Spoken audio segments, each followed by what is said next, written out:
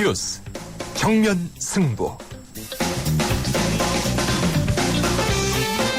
여러분 안녕하십니까? 94.5 YTN 뉴스 FM 강조의 뉴스 정면 승부입니다.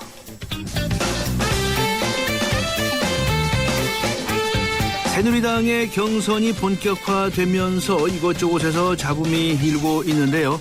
광역자치단체장 공천의 경우에는 공천 룰을 둘러싼 갈등이 이른바 박심 논란을 불러일으키고 있습니다. 경선 룰에 반발한 새누리당의 서울시장 예비후보죠. 김황신 전 총리가 모든 일정을 취소하고 칩거에 들어간 것으로 알려졌습니다. 그리고 기초선거 공천에서는 지역마다 제각각인 고무줄 경선 룰이 논란에 휩싸이고 있습니다. 오늘도 강전의 뉴스 정면 승부는 yes or no 질문으로 시작합니다. 오늘 뉴스 정면 승부가 청취자 여러분께 드리는 질문은 이것입니다. 고무줄 경선 룰 이대로 괜찮을까요?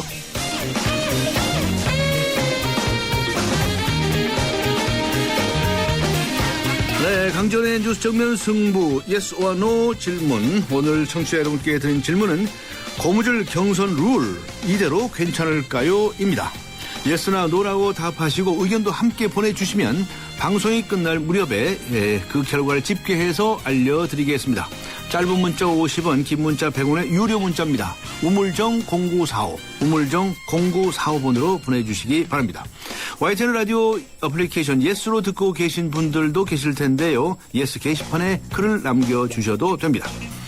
의견 주신 분들 중에서 추첨해서 선물을 준비하겠습니다. 세계 지성인의 필독지 월간 르몽드 디플로마티크 3개월 구독권 그리고 맥스무비 영화 예매권을 준비하도록 하겠습니다. 3월 28일 금요일 94.5 YTN 뉴스 FM 강존의 뉴스 정면 승부 들어갑니다.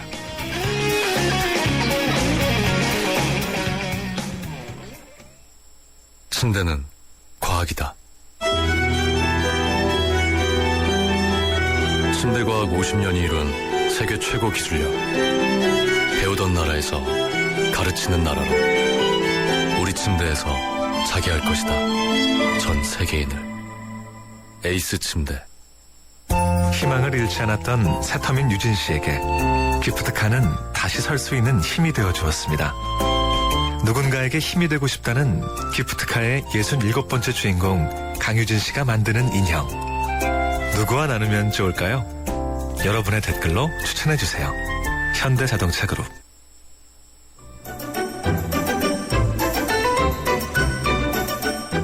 친절한 숙현 씨의 까칠한 뉴스. 네, 친절한 숙현 씨, 시사 컬럼니스트 이숙현 씨 나오셨습니다. 안녕하세요. 네, 안녕하세요. 네, 요즘 경기가 안 좋다고들 말씀들을 많이 하죠. 네, 그럼에도 불구하고 국회의원 10명 중 6명 가량의 재산은 늘어났다면서요. 네, 그렇습니다. 네. 예, 국회의원 재산이 늘어난 건 이제 더 이상 뉴스도 아닙니다. 예, 재산이 줄어들어야 뉴스가 될 텐데요. 네. 그래도 한번 준비해봤습니다.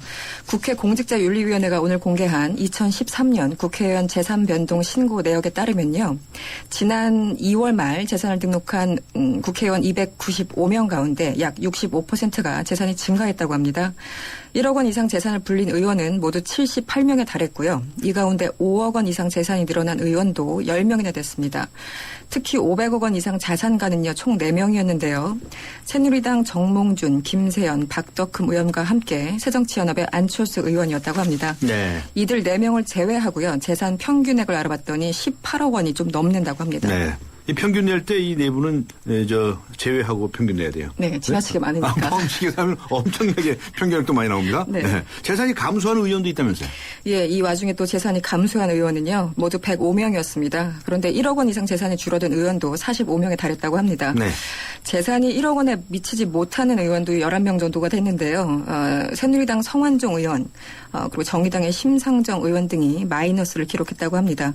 정당별로 보면요. 새누리당이 24억 원, 민주당이 16억 6천만 원 정도였다고 합니다. 네, 당에 따라서 차이가 있네요. 예, 네. 두 배죠. 예, 박원순 시장과 정몽준 서울시장 예비 후보 2년 문제로 논쟁이 뜨거워지네요. 오늘은 박 시장이 역공에 나섰다고요?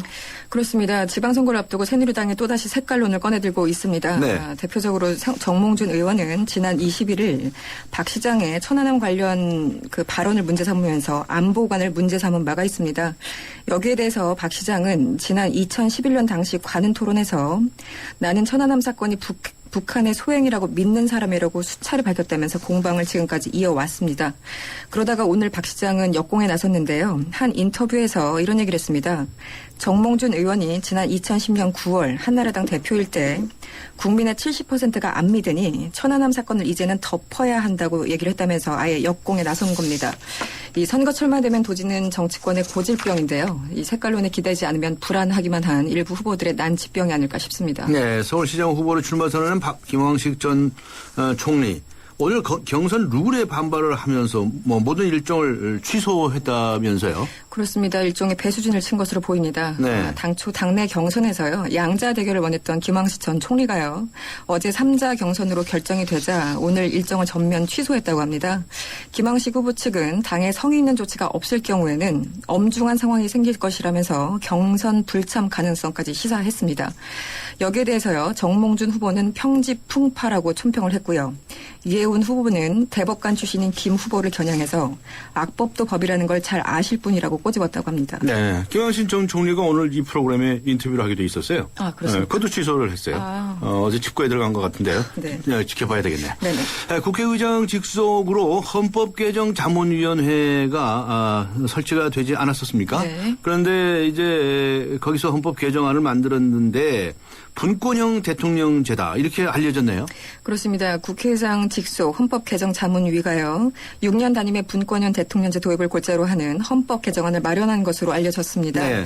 대통령 선출은 물론 현행처럼 국민 직선으로 하지만 1, 2위 간 후보 간의 그 득표율이 1% 미만의 차이를 보이면 결선 투표를 하도록 했다고 합니다. 또 대통령에게 권력이 집중돼서 제왕적이라는 비판을 받아왔던 현행 제도의 권력 분산을 위해서 대통령은 외교나 안보 분야의 외치를 맡는 대신 국무총리가 내치를 맡는 분권형 대통령제 도입을 권고했습니다.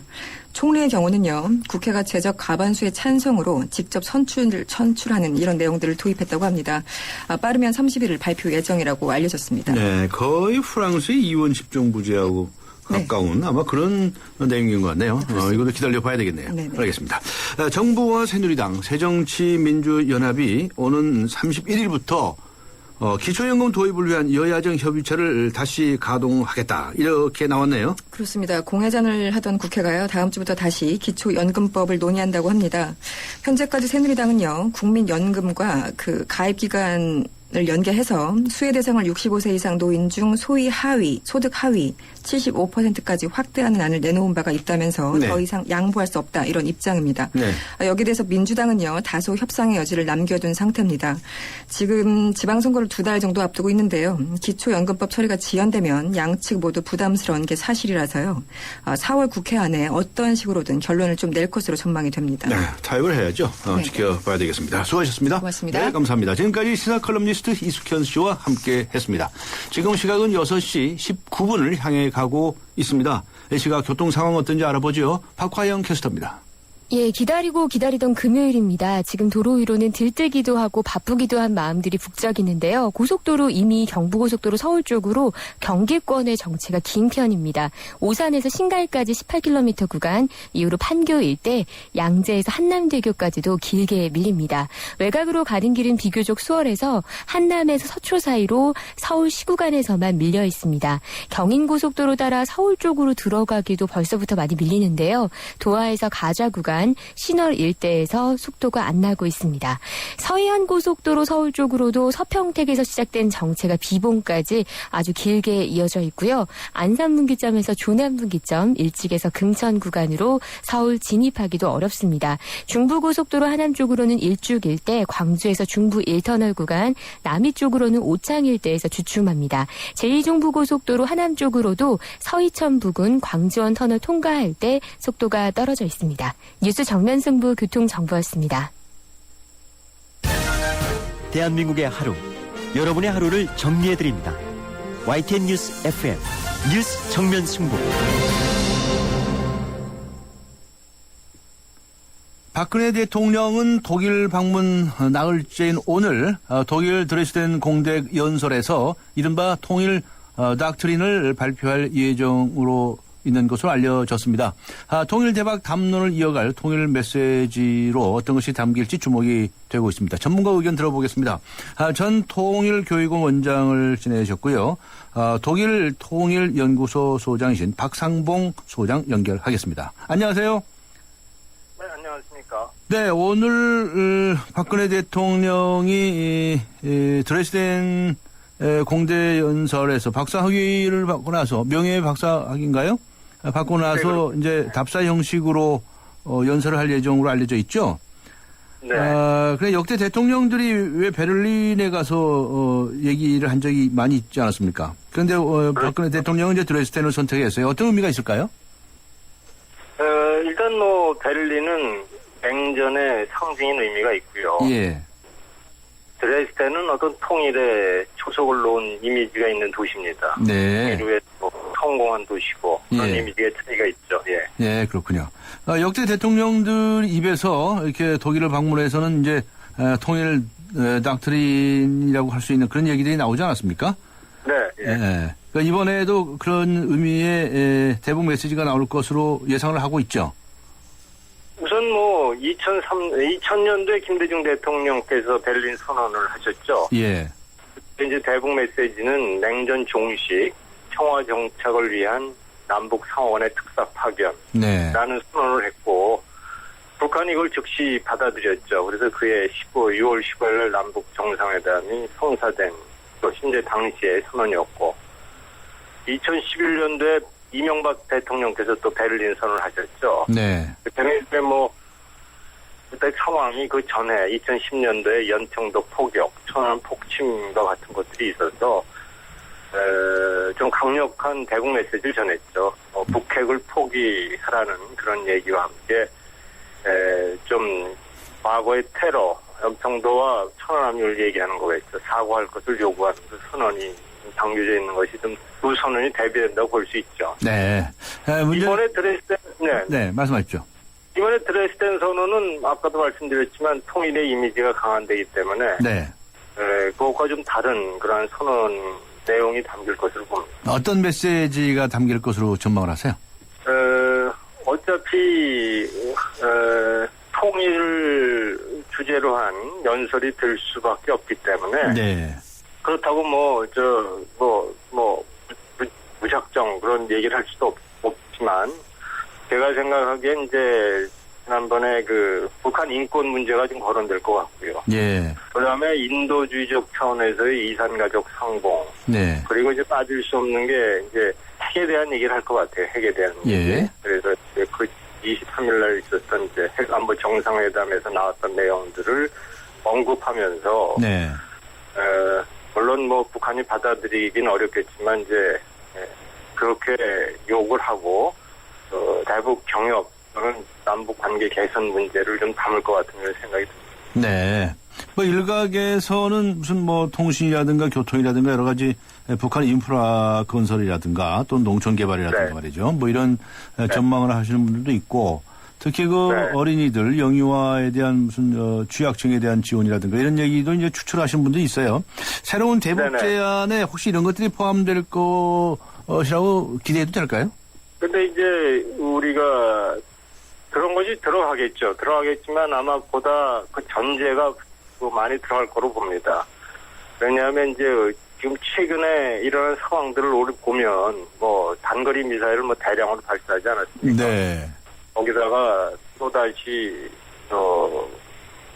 냉전 상황 비슷한 상황이 초래되고 있고 연평도 3주기가 천안함 3주기가 바로 지났는데 네. 여기에 일방적으로 아마 그런 대북 화해 메시지는 담기기 어려울 것으로 봅니다. 아. 그래서 보다 강력한 그 대북 특히 이제 핵 문제죠, 핵 문제. 네. 그리고 이산가족 북한 인권 문제가 이제 거론될 거고 그러한 것을 전제로 이제 인도주의적 여러 가지 지원들 또는 이제 대규모 남북 경협 프로젝트 같은 것들을 제안할 것으로 봅니다. 네. 통일 대박론에 이어서 어떤 이야기가 나올까 이제 기대가 되고 있는데 우리가 이제 독일이라고 하면은 역시 우리보다 먼저 통일을 한 나라이기 때문에 여러 가지 벤치마킹 할 것도 많이 있겠죠.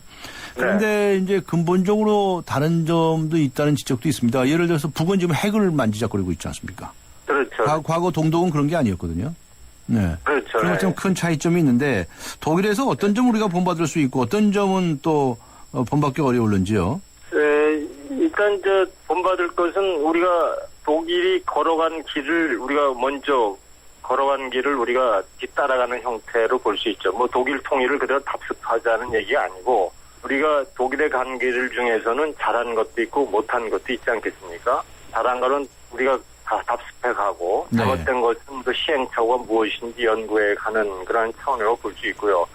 또 하나 이제 드레스덴 연설에서 우리가 배울 것은 당시에 1989년 12월입니다. 12월 19일 날 콜 총리가 드레스덴을 방문했죠. 네. 그 당시의 시대적 상황은 베를린 장벽이 붕괴된 지 꼭 40일 만에 방문이었습니다. 네. 그러니까 그때 동독 주민들의 무혈 혁명의 어떤 분위기가 얼마나 고조됐겠습니까? 예. 그러니까 그때 동독 주민들은 도이칠란드, 헬무트, 우리는 하나, 이런 것들로 열기가 뜨거웠죠. 네. 콜은 당시에 이들의 요구에 무조건 부응할 수는 없었던 상황이었죠. 당시에 이제 고르바초프 소련 대통령도 앞으로 일어날, 동독에서 일어날 당신의 연설이 동독에 어떤 영향을 끼칠지 좀 세심하게 주의를 기울여서 임해달라는 메시지도 있었고. 네. 그리고 미국, 영국, 프랑스, 소련이 또 주변국 모두가 콜 총리 연설을 자꾸 하나하나에 신경을 곤두세우고 있던 상황이라, 당시에 콜 총리도 얘기했지만 드레스덴 연설이 내 생애 가장 어렵고 중요한 연설이었다. 이렇게 얘기를 했죠. 그래서 네. 강조한 게 통일 얘기를 한 게 아니고 네. 평화, 자유, 예. 그리고 민족 자결권, 예. 그리고 또 하나 얘기한다면 독일의 미래는 절대로 유럽이라는 틀 속에서 이루어질 것임을 명백히 했죠. 예. 여기서 우리가 또 한 가지 얘기를 드레스덴 연설에서 우리가 배울 게 있다면, 교훈을 삼는다면 이것은 다 어떤 주변국들에 대한 배려 아니겠습니까? 예, 그리고 예. 국제사회에 대한 배려였죠. 네. 동독 주민들의 열기를 따라서 통일로 전진합시다 이런 내용을 할 수가 없었기 때문에 네. 네. 전범국이 5명이 있기 때문에 절대로 그런 걸 할 수가 없었죠.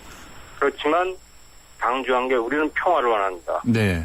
평화는 자유 없이는 안 된다. 네. 이런 얘기를 한 겁니다. 그리고 이제는 우리가 주권을 회복할 시점에 왔습니다. 국제사회를 향해서 그 민족 자결권을 주장했는데 여기에 이제 핵심이 평화는 자유가 없이는 안 됩니다라고 자유의 메시지를 동독 주민들에게 보내준 겁니다. 예. 여러분이 자유를 위해서 싸웠던 지난 몇 개월간의 행위에 대해서 찬사를 보냅니다.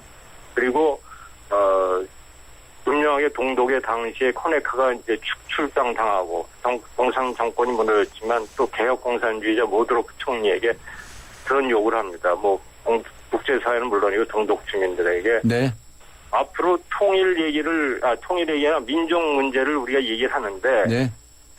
반드시 동독의 민족 절차에 자유선거에 의한 지도자를 뽑아서 예. 그 사람과 독일의 미래를 논의할 수 있도록 그렇게 합시다라는 것이 이제 우리가 드레스덴 연설을 통해서 우리가 배울 수 있는 거죠. 다시 얘기하면 주변국을 잘 배려해라. 네. 그리고 통일 얘기지 앞으로 국가의 미래는 정말 자유롭고 평화로운 분위기 속에서 진행될 수밖에 없다. 이런 메시지라고 볼 수 있습니다.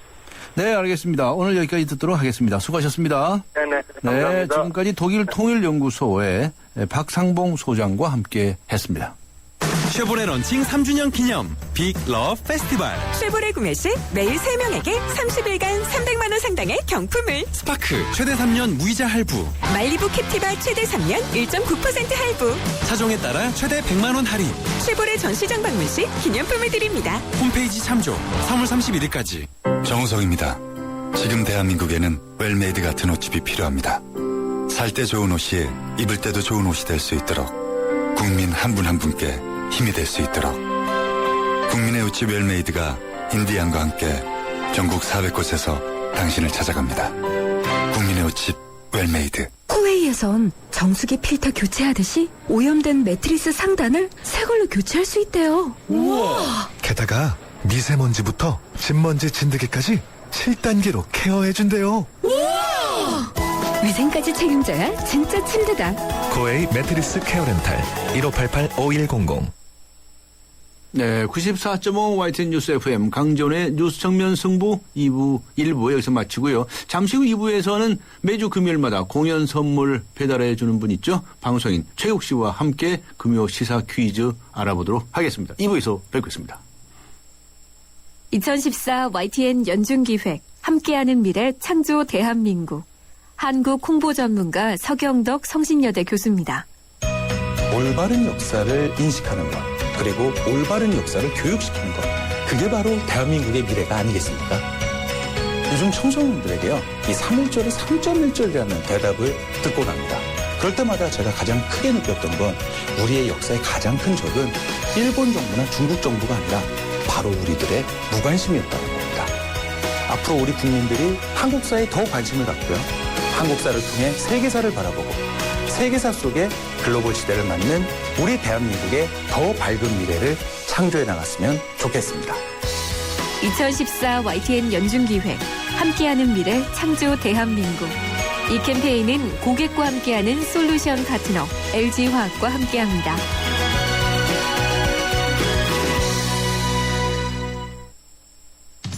살아있는 뉴스 깨어있는 방송 한국의 뉴스 채널 YTN 뉴스 FM. 네, 94.5 YTN 뉴스 FM 강전의 뉴스 정면 승부 2부입니다. 오늘 뉴스 정면 승부가 청취자 여러분께 드린 질문, yes or no 질문은 무엇이었죠? 네, 고무줄 경선 룰 이대로 괜찮을까요? 입니다. 많은 분들의 의견 기다리고 있습니다. 2부 들어가겠습니다. 당신의 베이스 캠프는 어디입니까? 어디로 가야 할지 모른다면 방향이 될 것이고, 계속 가야 할지 망설인다면 용기가 될 것입니다. 베이스 없는 정상은 없습니다. 세상의 베이스가 되다. 포스코. 해나루 하나면 돼. 식탁 가득 행복해. 좋아 좋아 해나루. 살진 해나루 쌀에 감자 사과도 있어. 당진 해나루. 우리 집 건강지킴이 행복지킴이 당진 해나루. 당신을 위한 참 좋은 먹거리 당진 해나루. 그 친구는 꾸밀수록 더 아름답다라고 생각하는데, 전 이른 아침의 첫 얼굴? 그 첫 얼굴이 그렇게 예쁘더라고요. 맑고 투영한 피부, 그것만으로 눈부신 당신에겐 오직 SK2 비트라 에센스. 우리 강산을 푸르게 30년. 우리는 이제 숲이 작아져야 한다고 생각합니다. 우리 동네에서, 학교에서, 도시 곳곳에서 매일 만날 수 있는 작은 숲이 필요합니다. 작은 숲 모여 더 큰 숲으로. 우리 강산 푸르게 유한킴벌리.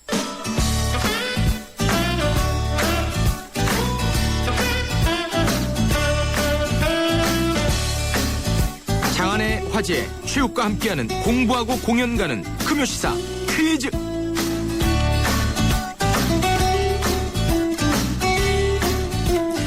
독일 국빈 방문 중인 박근혜 대통령이 베를린에서의 모든 일정을 마치고 두 번째 기착지이자 오늘 퀴즈의 정답인 이곳에 도착을 했다고 합니다. 이곳에서 통일 구상에 대한 연설을 진행할 예정이라고 하네요. 예전에 동독 지역이었던 이곳은 어디일까요? 보기를 드리겠습니다. 오늘 좀 어렵습니다. 1번 스웨덴, 2번 드레스덴, 3번 셔츠덴, 4번 예전에 이 바지 많이 입었죠? 코르덴. 정답을 아시면 짧은 문자 50원, 긴 문자 100원의 유료 문자 우물정 0945번으로 보내주셔도 되고요. YTN 라디오 어플리케이션 예스 게시판에 정답을 남겨주셔도 됩니다. 정답자 중 저희가 5분을 선정을 해서 선물을 드립니다. 세계적인 화가 빈센트 반 고흐의 명작을 아름다운 영상으로 그려낸 작품 뮤지컬 빈센트 반 고흐 티켓을 5분께 드리겠습니다. 4월 3일 목요일 저녁 8시 공연입니다.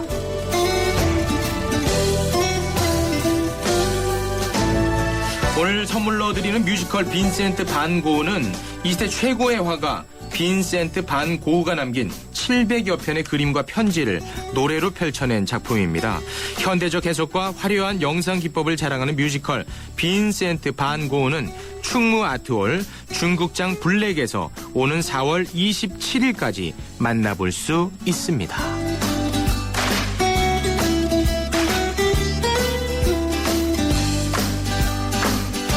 네, 최욱 씨 수고하셨습니다. 오늘 날씨가 덥죠? 아, 오늘 날씨가 진짜 더워요. 초여름이에요. 네. 예. 그럼 봄은 벌써 간 겁니까? 아, 네? 이제 느낌상 그렇다는 겁니다. 네네. 그렇군요. 제가 또 오늘 이제 선물 반고 이 뮤지컬을 드리는데 네. 제가 또 방송계 반고우로 활동합니다. 아, 그렇습니까? 예, 그 사후에 유명해졌거든요, 반고우. 네. 예, 제가 이제 좀 그런 느낌이에요, 지금. 아직도 네. 젊으십니다. 많이 젊으십니다. 네. 오늘 퀴즈 다시 한번 정리해 주시겠습니까? 네, 오늘 좀 어려워요. 네. 저는 사실 이 지역을 처음 들어봤습니다. 독일 국빈 방문 중인 박근혜 대통령이 통일구상 연설을 진행할 이곳을 맞히는 게 오늘의 퀴즈인데요. 네, 독일의 지명을 맞추라 이런 말씀이죠. 그렇죠. 오늘 좀 어렵습니다. 처음 들어보는 지역입니다. 1번 스웨덴, 2번 드레스덴, 3번 셔츠덴, 4번 예전에 많이 입었잖아요. 코르덴. 골덴 바지 할 때. 예. 그 코르덴. 네, 우리 작가가 노력을 많이 해요. 네. 개편 처리면 이렇게 바짝 열심히 합니다. 네. 이거 찾느라고 굉장히 고생하셨어요. 고생했어요. 네. 자, 정답을 하시면 크게 두 가지 방법으로 참여할 수 있습니다. 먼저 문자 참여. 짧은 문자 오시면 긴 문자 100원의 유료 문자. 우물정 누르시고 0945번으로 문자를 보내셔도 되고요. 네. 스마트폰 이용해서 방송 듣고 계신 분들은 이게 무료입니다. 이거를 저는 개인적으로 추천합니다. 무료. 네. YTN 라디오 어플리케이션 예스 게시판에 정답을 남겨주셔도 되겠습니다. 선물은요?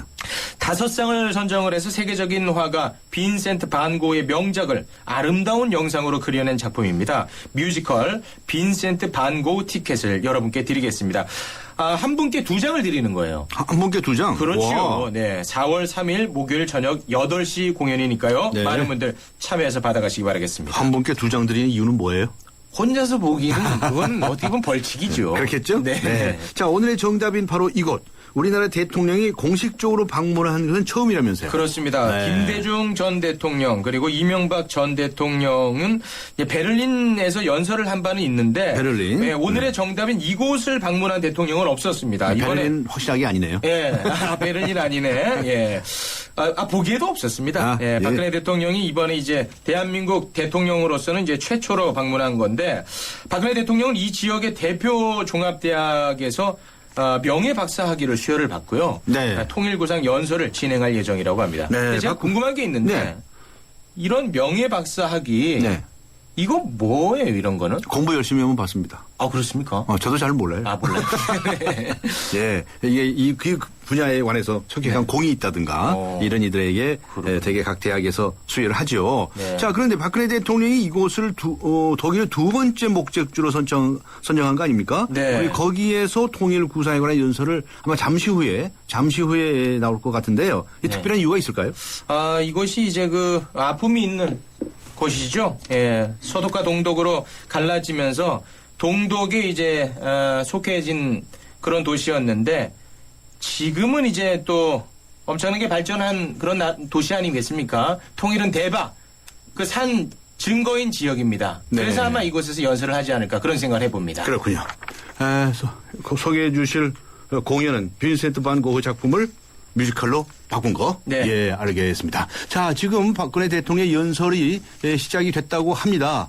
그럼 여기서 최욱 씨하고 인사를 하고요. 많은 분들이 응모해 주시길 바라면서, 연설 소식 듣도록 하죠.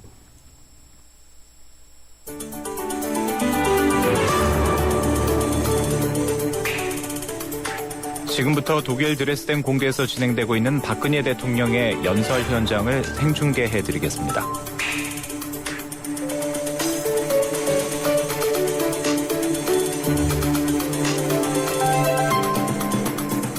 이러한 독일의 도움은 한국의 근대화와 경제 개발에 큰 힘이 되었습니다. 그 당시 독일을 방문하셨던 한국의 대통령은 2차 대전의 폐허를 극복하고 라인강의 기적을 이룬 독일의 기적을 한국에서도 이룰 수 있다고 생각하셨습니다. 독일의 아우토반을 달리고 독일의 철강 산업을 보면서 우리도 경제를 발전시키기 위해서는 아우토반과 같은 고속도로를 놓고 철강 산업을 일으켜야 한다는 확신을 갖게 되셨습니다. 그 후 한국에 돌아가서 고속도로와 제철소를 만들려고 하자 다닐 차도 없는데 무슨 고속도로냐. 고속도로 건설은 실패할 것이다 라는 반대에 부딪혔고 당장 먹을 것도 없는데 무슨 제철소냐는 반대가 많았습니다. 하지만 그런 반대에도 불구하고 건설된 고속도로는 이후 한국 경제의 성장에 탄탄한 기초가 되었습니다. 그 고속도로를 통해 물류와 유통의 숨통이 열렸습니다. 그리고 그렇게 시작한 철강과 자동차 산업은 지금 세계 5, 6위에 자리 잡고 있습니다.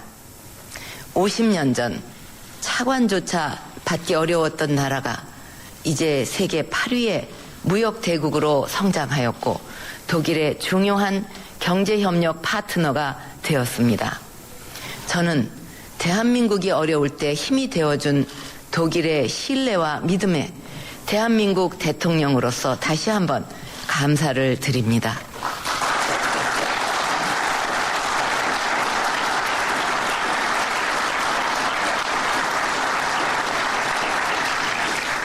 독일인과 한국인은 위기에 강한 국민이라 생각합니다. 독일과 한국은 모두 2차 세계대전 후 나라가 둘로 나뉘는 아픔을 겪었습니다. 하지만 양국 국민들은 암담한 현실에 좌절하기보다는 희망을 향해 나아갔습니다. 전쟁 후 폐허가 된 땅에서 두 나라의 국민들은 누구보다 열심히 일했고 후손들에게 더 나은 국가를 물려주겠다는 의지를 버리지 않았습니다. 그렇게 독일은 라인강의 기적을 이루었고 한국은 뒤이어 한강의 기적을 이루었습니다. 그 후 독일은 통일을 이루었지만 한국은 아직 통일을 이루지는 못했습니다. 저는 라인강의 기적이 한강의 기적으로 이루어졌듯이 독일 통일도 한반도의 통일로 이어질 것이라는 믿음을 갖고 있습니다. 저는 독일의 통일과 통합 과정에서 독일인들의 담대한 용기를 기억합니다. 그토록 높아 보였던 베를린 장벽도 동서독 국민들의 자유와 평화에 대한 열정을 막지 못했습니다. 통일을 향한 동서독 주민들의 오랜 노력은 마침내 독일 통일이라는 큰 꿈을 이루게 했고 나아가 유럽의 미래마저 바꾸었습니다. 통일된 독일은 유럽의 중심 국가로 부상하였습니다. 통일 전 낙후된 지역 중 하나였던 이곳 드레스덴은 통일 후 세계적 첨단 과학도시로 발전했고 다른 구동독 지역들도 크게 발전했습니다. 이러한 통일 독일의 모습은 우리 대한민국에게 한반도에도 통일 시대를 반드시 열어야 한다는 희망과 의지를 다지도록 하는 힘이 되고 있습니다. 저는 대한민국도 통일 이후에 더욱 도약할 것이라고 생각합니다. 북한 지역 역시 급속히 발전할 것이고 전쟁과 핵무기의 공포에서 벗어난 통일 한국은 국제 평화 유지와 핵 비확산, 환경과 에너지, 개발 등 다양한 글로벌 이슈에서 세계에 더 큰 기여를 할 수 있을 것입니다. 또한 태평양과 유라시아를 연결하는 새로운 물류의 허브로서 동아시아와 세계 경제에 이바지하게 될 것이라고 저는 확신합니다.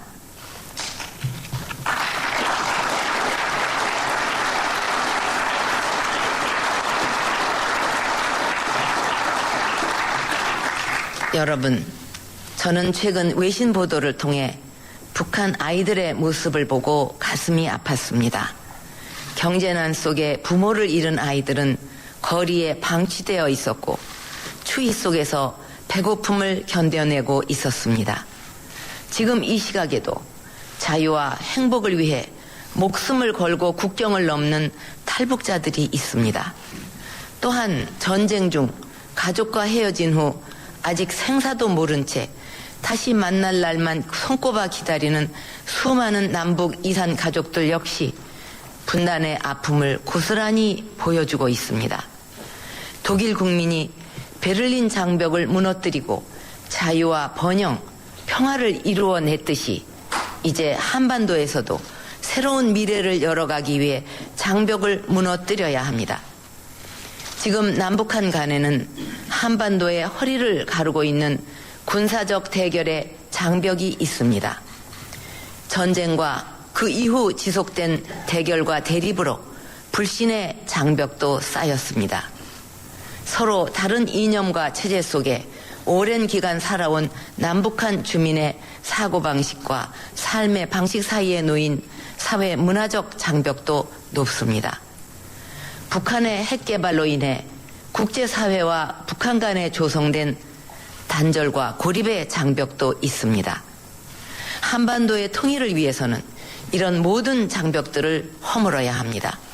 그리고 그 자리에 새로운 한반도를 건설해야 합니다. 핵무기와 전쟁의 공포로부터 자유로운 한반도, 자유와 평화, 번영이 넘치는 한반도를 건설해야 합니다. 여러분, 저는 현실적으로 이렇게 거대한 분단의 벽을 쉽게 무너뜨릴 수는 없다고 생각합니다. 그러나 미래는 꿈꾸고 준비하는 자의 몫입니다. 한반도의 평화통일이라는 꿈을 이루기 위해서는 지금부터 하나하나 준비해 나가야 한다고 생각합니다. 저는 통일이 단순히 하나의 영토, 하나의 체제를 만든다고 이루어지는 것은 아니라고 봅니다. 통일된 나라에서 같이 살아갈 남북한 주민이 서로를 이해하고 한데 어울릴 수 있어야 한반도가 진정 새로운 하나로 거듭날 수 있을 것입니다. 독일도 통일 이전 동서독 주민 간에 지속적인 교류가 있었기에 통일 직후 후유증을 빠르게 극복하고 현재와 같이 통합된 독일을 만들 수 있었다고 생각합니다. 이제 남북한은 교류 협력을 확대해 가야 합니다. 일회성이나 이벤트식 교류가 아니라 남북한 주민들이 서로에게 도움을 주면서 동질성을 회복할 수 있는 교류 협력이 필요합니다. 저는 이 자리에서 평화 통일의 기반을 만들기 위해 북한 당국에게 3가지 제안을 하고자 합니다. 첫째, 남북한 주민들의 인도적 문제부터 해결해 가야 합니다. 먼저 분단으로 상처받은 이산 가족들의 아픔부터 덜어야 합니다. 당연히 함께 살아가야 할 가족 간의 만남조차 외면하면서 민족을 말할 수는 없습니다. 내년이면 헤어진 지 70년입니다. 평생 아들, 딸의 손이라도 한번 잡아보고 가족들의 안부라도 확인할 수 있기를 간절히 원하면서 기다리다가 작년에만 한국에서 3,800여 명의 이산 가족이 돌아가셨습니다. 북한에 살고 있는 이산 가족들의 사정도 크게 다르지 않을 것입니다. 이것은 북한 측 이산 가족들의 한을 풀어주는 일이기도 합니다. 과거 동서독은 이산 가족 등 분단의 문제를 해소하기 위해 상호 방문을 허용했고 꾸준한 교류를 시행했습니다. 남북한도 이제는 이산 가족 상봉의 정례화 등으로 가족들의 한을 풀고 동시에 남북 간의 신뢰를 쌓는 길에 나서야 합니다. 한국은 이를 위해 구체적인 방안을 북한 측과 협의해 나갈 것입니다. 국제적십자위원회와 같은 국제기관과도 필요한 협의를 할 것입니다. 앞으로 한국은 북한 주민들에 대한 인도적 차원의 지원을 확대해 나갈 것입니다. 유엔과 함께 임신부터 2세까지 북한의 산모와 유아에게 영양과 보건을 지원하는 모자 패키지 사업을 펼칠 것입니다. 나아가 북한의 어린이들이 건강하게 성장해 한반도의 통일 미래를 함께 열어갈 수 있도록 지원할 것입니다. 둘째, 남북한 공동 번영을 위한 민생 인프라를 함께 구축해 나가야 합니다. 농업 생산의 부진과 산림의 황폐화로 고통받는 북한 지역에 농업, 축산, 그리고 산림을 함께 개발하는 복합 농촌 단지를 조성하기 위해 남북한이 힘을 합해야 합니다. 씨 뿌리기에서부터 추수까지 전 과정에서 남북한이 협력한다면 그 수확물뿐만 아니라 서로의 마음까지 나눌 수 있을 것입니다. 남북 간의 신뢰가 쌓여감에 따라 앞으로 보다 큰 규모의 경제 협력도 추진할 수 있을 것입니다. 한국은 북한 주민들의 편익을 도모하기 위해 교통, 통신 등 가능한 부분의 인프라 건설에 투자하고 북한은 한국에게 지하자원 개발을 할 수 있도록 한다면 남북한 모두 혜택을 받을 수 있을 것입니다. 저는 한국의 자본, 기술과 북한의 자원, 노동이 유기적으로 결합하는 것을 의미하며 장차 한반도 경제 공동체 건설에 기여할 수 있을 것입니다. 현재 추진 중인 나진 핫산 물류사업 등 남북러 협력사업과 함께 신의주 등을 중심으로 남북중 협력사업을 추진해서 한반도와 동북아의 공동 발전을 이루어갈 것입니다. 대북 개발협력 사업을 효율적으로 추진하기 위해서는 국제사회의 관심과 협력이 필요합니다. 북한과의 농업 및 산림사업 경업이 많은 독일 및 유럽의 NGO 등의 동참, 그리고 UN, 월드뱅크 등 국제기구의 지원과 협력을 부탁드립니다. 셋째, 남북 주민 간 동질성 회복에 나서야 합니다. 분단의 세월이 길어지면서 현재 남북한 간에는 언어와 문화, 생활 양식마저 달라지고 있습니다. 남북한 간 진정한 소통과 통합을 위해서는 가치관과 사고방식의 차이를 줄여야 합니다. 이를 위해서는 무엇보다 남북한 주민들이 자주 만날 수 있는 기회를 만들어야 합니다. 정치적 목적인 사업, 이벤트성 사업보다는 순수 민간 접촉이 꾸준히 확대될 수 있는 역사 연구와 보전, 문화예술, 스포츠 교류 등을 장려해 나갈 것입니다. 북한이 원한다면 국제사회와 함께 경제 운용과 경제 특구 개발 관련 경험, 금융, 조세 관리, 통계 등에 관한 체계적인 교육과 훈련도 지원해 나갈 것입니다. 장기적으로 통일 한반도의 성장 동력이 될 미래 세대를 가르치고 인재를 키우기 위한 교육 프로그램도 공동 개발할 수 있을 것입니다.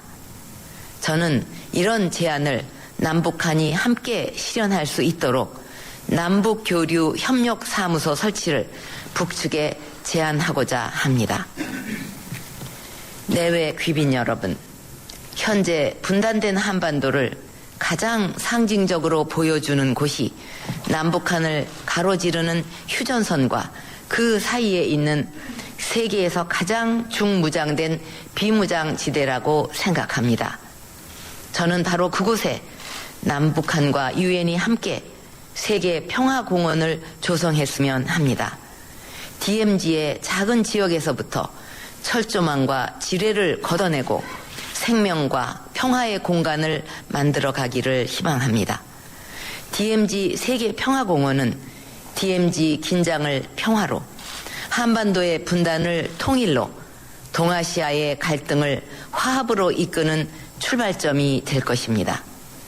남북한이 기존의 대결 패러다임을 바꿔서 DMZ를 관통하는 유라시아 철길을 연다면 남북한을 포함하여 아시아와 유럽을 진정한 하나의 대륙으로 연결하는 21세기 실크로드가 될 것이고 함께 발전하게 될 것입니다.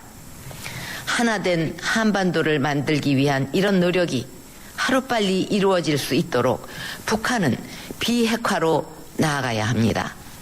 북한이 핵 문제 해결에 대한 진정성 있는 자세로 육자회담에 복귀하고 핵을 포기하여 진정 북한 주민들의 삶을 돌보기 바랍니다. 북한이 핵을 버리는 결단을 한다면 이에 상응하여 북한에게 필요한 국제금융기구 가입 및 국제투자 유치를 우리가 나서서 적극 지원하겠습니다. 필요하다면 주변국 등과 함께 동북아 개발은행을 만들어 북한의 경제개발과 주변 지역의 경제개발을 도모할 수 있을 것입니다. 우리는 동북아 평화협력 구상을 발전시켜 북한의 안보 우려도 다룰 수 있는 동북아 다자안보 협의체를 추진해 나갈 수 있을 것입니다. 이는 남북한이 같이 번영하는 길이며 동북아의 번영과 평화를 가져오는 길이 될 것이라고 확신합니다. 한국은 주변국과 조화롭고 국제사회로부터 환영받으며 국제사회에 기여하는 통일을 추진하고자 합니다. 이런 한반도 평화통일 시대를 본격적으로 열어가기 위해 저는 곧 대통령 직속 통일준비위원회를 출범시킬 것입니다. 여기서 정부와 민간이 머리를 맞대고 지혜를 모아 통일 과정과 통합 과정을 착실하게 준비하고자 합니다. 드레스덴 시민과 학생 여러분.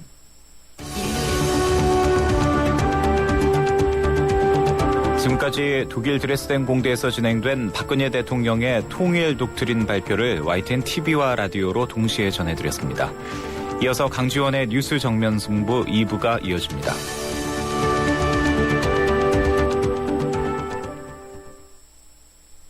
백화점 15% 할인받은 진우씨, 대형마트 15% 싸게 산 진이 엄마, 대중교통 15% 할인받는 박대리. 이들은 에이블 카드를 쓴다. 15% 할인은 물론 포인트가 CMA에 모여 이자까지 쌓는다. 카드 생활의 리메이크 에셋 에이버 현대증권. 할인 한도 및 자세한 사항은 홈페이지 참조. 쉐보레 런칭 3주년 기념 빅 러브 페스티벌. 쉐보레 구매 시 매일 3명에게 30일간 300만 원 상당의 경품을. 스파크 최대 3년 무이자 할부. 말리부 캡티바 최대 3년 1.9% 할부. 차종에 따라 최대 100만 원 할인. 쉐보레 전시장 방문 시 기념품을 드립니다. 홈페이지 참조. 3월 31일까지. 이따가 같이 점심 먹을까? 다음에. 오늘은 하노이에서 점심 약속이 있거든. 뭐? 오늘 하노이에서 점심을? 아시아나 하노이 주간편 증편호나. 밤에도 낮에도 편리하게 모십니다. 아름다운 사람들 아시아나 항공. 공무원 시험 합격은 에듀윌. 공인중개사 합격, 주택관리사 합격도 에듀윌. 사회복지사 합격도 에듀윌. 우리 모두 다 같이 에듀윌. 에듀윌은 합격이다. 자격증 공무원 전문교육 에듀윌. 희망을 잃지 않았던 새터민 유진 씨에게 기프트카는 다시 설 수 있는 힘이 되어 주었습니다. 누군가에게 힘이 되고 싶다는 기프트카의 67번째 주인공 강유진 씨가 만드는 인형. 누구와 나누면 좋을까요? 여러분의 댓글로 추천해주세요. 현대자동차그룹. 네, 강전의 뉴스 정면 승부 잠시 후 3부에서 뵙겠습니다.